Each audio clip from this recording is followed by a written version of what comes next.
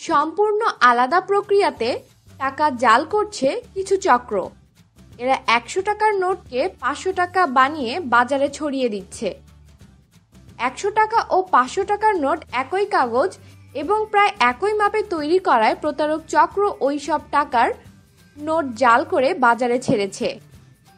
152 millimetre দৈর্ঘ্য ও 65 millimetre প্রস্থ আকৃতির 100 টাকার নোট বিভিন্ন ব্যাংক থেকে সংগ্রহ করে কয়েক ধরনের ম্যাটেরিয়াল ব্যবহার করে সাদা কাগজে পরিণত করে চক্রের সদস্যরা। তারপর তা জাল করে 500 টাকার নোট করা হয়। ইতিমধ্যে একাধিক জালকারীকে গ্রেফতার করেছে পুলিশ।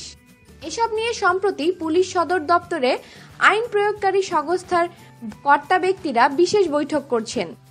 জাল কারবারিদের দ্রুত গ্রেফতার করতে ঢাকা মেট্রোপলিটন পুলিশের 49 থানার পাশাপাশি 64 জেলার পুলিশ সুপারদের কাছে বিশেষ নির্দেশনা পাঠানো হয়েছে।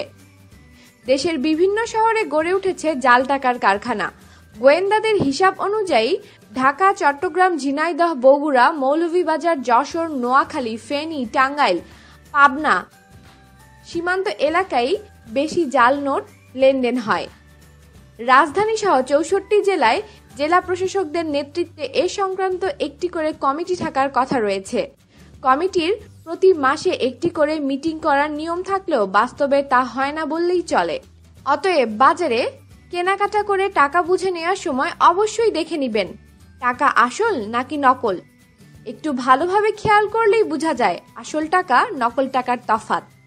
আমাদের সাথেই থাকুন আর সাবস্ক্রাইব করুন।